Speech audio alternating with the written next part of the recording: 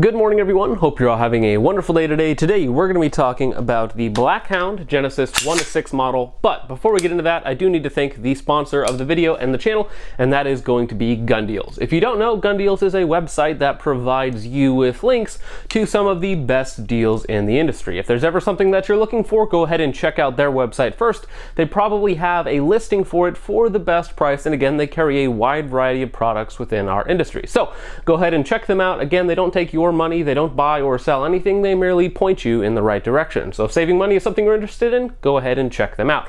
On top of that, I know we're talking about the Blackhound Genesis, but for a second we actually need to talk about the Swamp Fox Arrowhead, and that is because I recently bent this scope in my test a couple weeks ago on the optic. I reached out to them to see if I could get a new one, not for me, but for you guys. So they are doing a giveaway for you guys, and they're replacing this scope that I broke. Now they're actually going to be sending one of you guys the 1-10 model.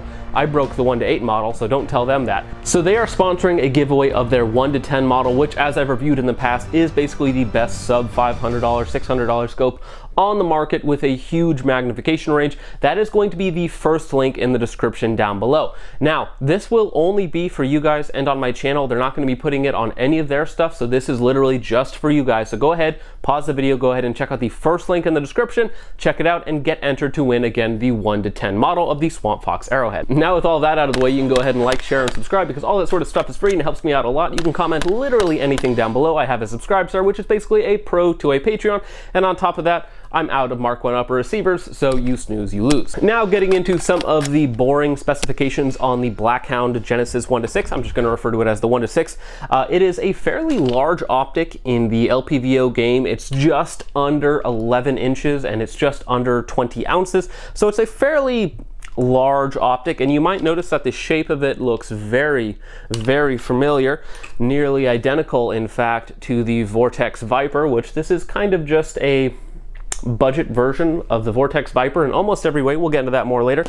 But so the price on this optic, MSRP, is $280 with a mount and some other odds and ends that they throw in a box for you, which is actually really high quality, and they include some bubble levels, some scope tools and stuff like that.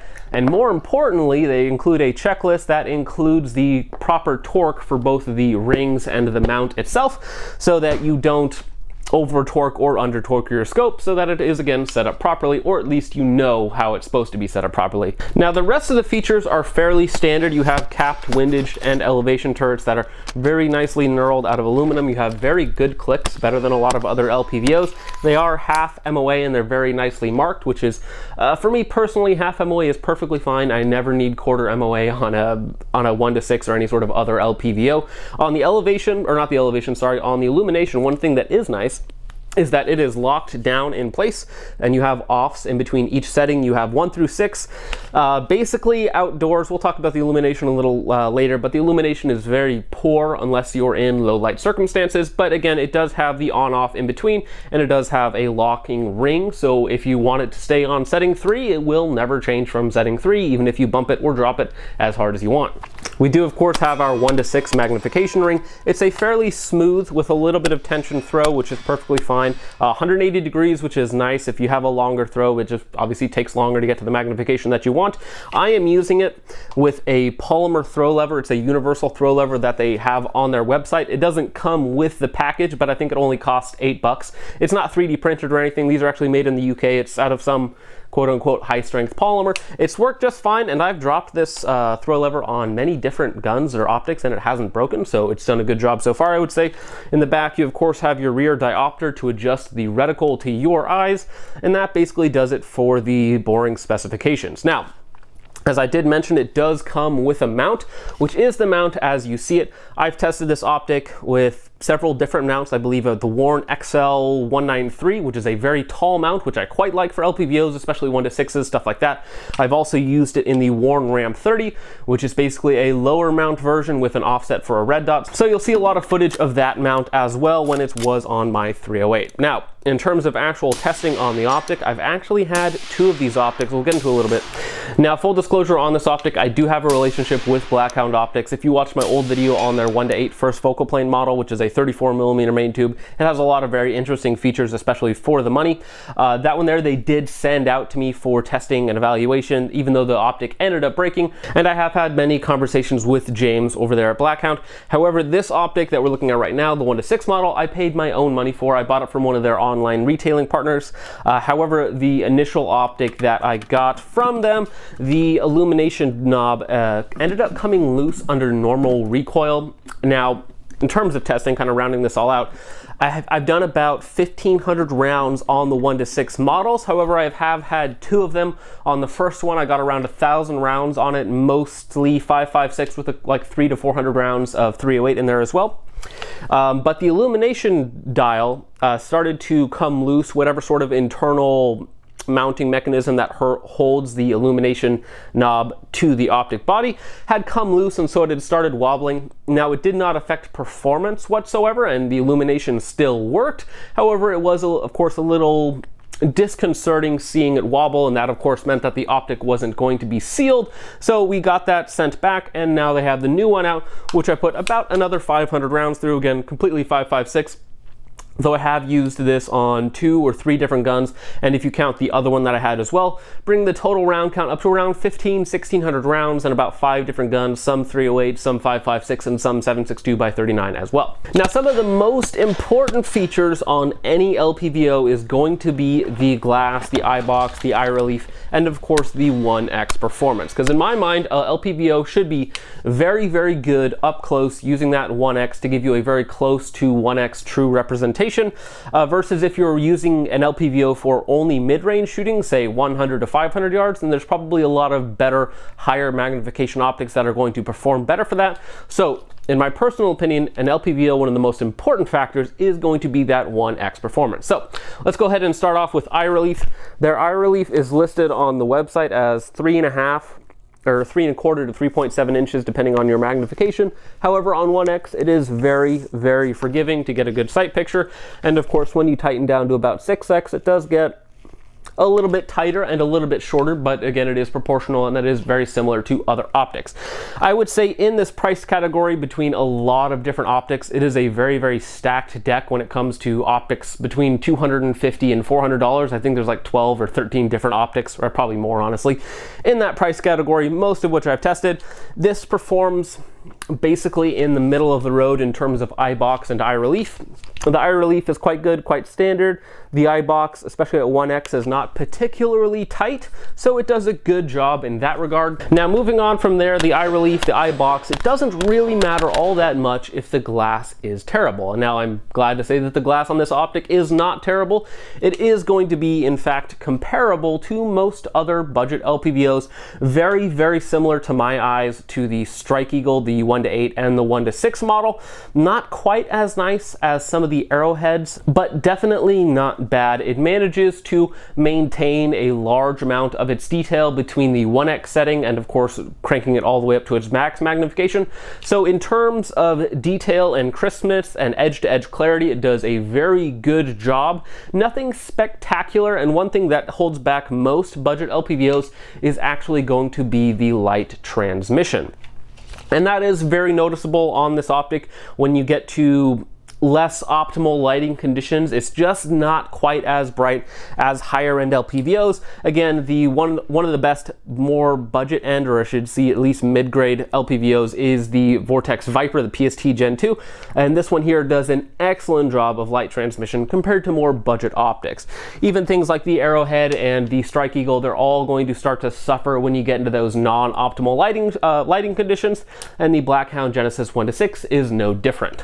Now, something that I haven't mentioned yet, and this is more of a pet peeve for me personally, is that I really like to have a wide field of view. If I have 2 optics that are basically the same, but one has a much wider field of view than the other one, most of the time I'm going to shoot the optic with the higher field of view, just because I find that personally more pleasurable. Now, on LPVOs, I know that I quote FOV quite a bit, but honestly it doesn't really matter at 1x, because at 1x you should be shooting with both eyes open, and whatever field of view, 6, 7, 8 degree field of view you're getting inside of your LPVO, it's going to pale in comparison to the 180 degrees that you get using your eyeballs. So basically, On 1x, you get 103 feet of field of view. Now, if me personally, anything above 100 is good, or at least what should be for most budget LPVOs. Anything below that I would consider bad. 110 up is excellent, and then 120 up is phenomenal. Now, this one has 103, so it is good, it is fine, but you are going to get a lot more of that toilet paper roll effect. You're going to see a lot more scope shadow when you're looking down the optic versus other things like the Viper, which is a much more expensive optic, but also the Arrowhead. This Arrowhead, the 1:8 model, is about $100 more expensive, so it is a jump up in price, but this has a field of view at 1x of 122 feet, which is phenomenal. And again, there's only a couple optics, like 2 or 3 optics in general, that have better field of views, or better LPVOs that have better field of views than this one. Now, the Strike Eagle series, the 1:6 model, has 117 feet of field of view, which is, again, excellent, almost phenomenal. And the Vortex 1:8 has 110, which is excellent, very, very good field of view. So the Blackhound 1:6 does lag behind in field of view, which makes it less pleasurable for me to shoot, but again, on 1x it does not matter, and in terms of actual speed, doesn't really matter whatsoever. Never held me back in any way. Where it does come more into play is when you start to crank up the magnification to, say, 3, 4, 5, 6x. In a lot of the intro shooting, you'll notice that I am shooting in between, say, 2 and 4 when I'm shooting in between, say, 50 and 70 yards or so, just because I like to get a more up close and personal view of what I'm shooting at. It helps me to go a little bit faster and to put rounds actually where I want versus just on the target in general. And when you crank up the magnification, obviously that field of view shrinks even more, and that, to me, is where the field of view really starts to come into play, is when you get into the higher magnification range. And when you start out with a low base of like 103, the more and more you crank down on your magnification, of course, the tighter that field of view becomes. So while the field of view on this optic isn't bad, I am going to say that it is subpar to basically all of its competition in this price range. The only one that's even close to it in terms of being shallow in its field of view is going to be the Bushnell 1:8, which I think has 105 feet of field of view, so even that's a little bit better than this. And of course, it has that little bit better top end performance as well. But overall, I do think that this optic lags behind in field of view. Not that that really affects speed or anything on 1x, but again, it's just slightly less pleasurable. And if you're just looking for an optic to go on a gun that's just a target gun, that is going to factor into your buying potential of this optic. Now, I've already mentioned that the illumination on the optic is not very bright. In fact, in broad daylight, it is completely unseeable. Most other budget LPVOs will at least have a tinted reticle or have, you know, at least some area that you can see. With the illumination on the Blackhound 1:6, it is basically non-existent in full daylight. Now, most people, you don't really need the illumination. It's, again, just one of those things where you'd like to have it. You don't necessarily need it, but you'd like to have it. And I am personally in that category as well, where I know that I don't need it for any specific reason, but I do like to see it once again. Now, the reticle in general is, in my opinion, one of the best things that they've done with this optic. And it is basically a carbon clone of the Vortex Viper, which is where we're going to get some of that comparison. Whereas this one here, I believe this is either the MOA or the MRAD version. I forget which one this is, but this one here basically just has a ladder reticle, while this has what they call their SBDC reticle. Now, the SBDC reticle is designed for 5.56, I believe 14.5 or 16-inch guns, and it will get you out to 600 yards. With this optic, I've taken several different guns out to 400 was, I believe, the furthest that I've stretched it, and as long as I was doing my part, the BDC worked just fine.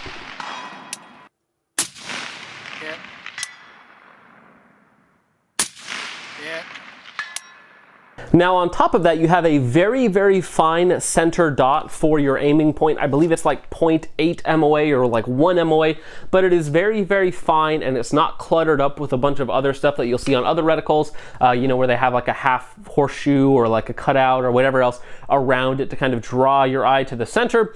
I'm actually, the more I shoot with LPVOs, the more I prefer just a very fine dot, crosshair center, something very, very small that gives me a very precise point to, again, put shots exactly where I want them.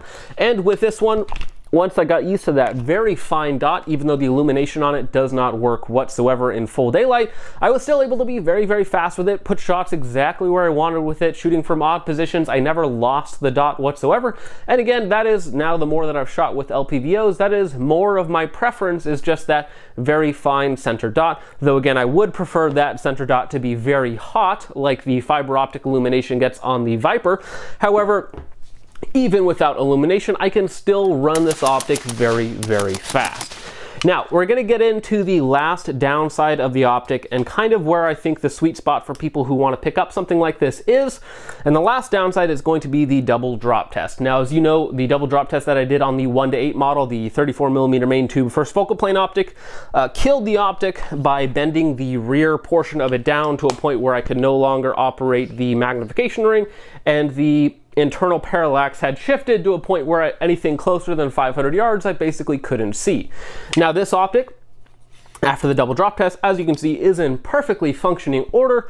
The issue with it was that the zero shifted tremendously, and I did have the mount torqued down to their recommended specs. I believe it's 18 to 20 inch pounds on the rings, and then on the mount itself to your rail, I believe it's 45 to 55 inch pounds, and all of that was followed to the T using my Wheeler fat wrench. So as always, we do a 5-round control group at 50 yards, then we do 2 shoulder height drops, one on the top of the optic, one on the side of the optic, again from shoulder height onto dirt and rocks.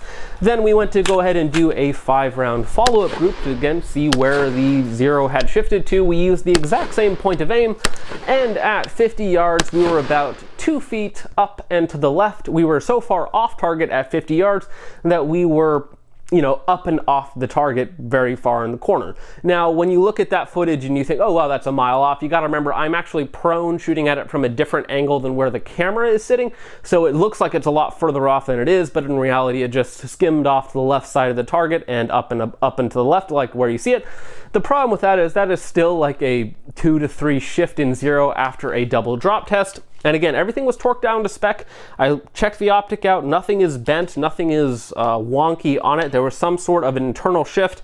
I did make sure with an Allen key that these were tight before I dropped them, because they do have a little centering.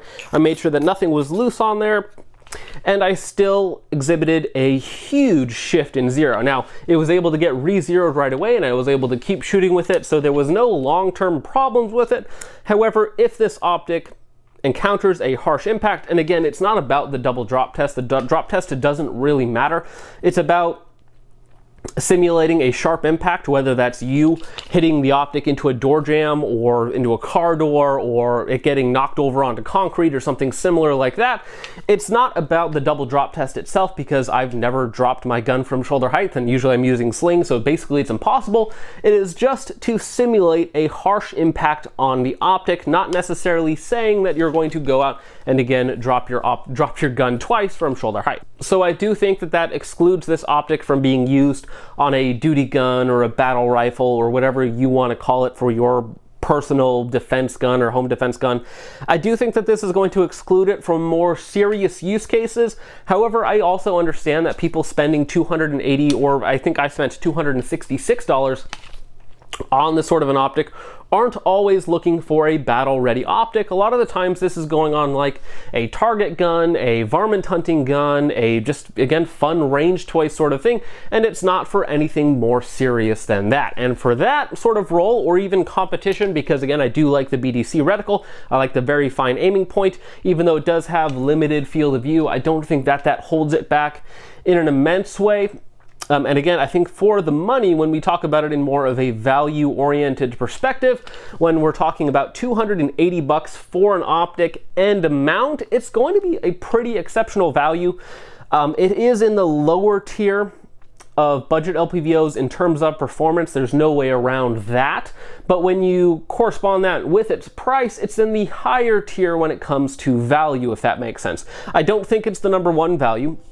My #1 value is still basically the Vortex Strike Eagle Gen 2, the 1:6 model, because you can find those without a mount for like $250, and with a mount, with a high quality mount, generally for under $300, or around the $300 price range.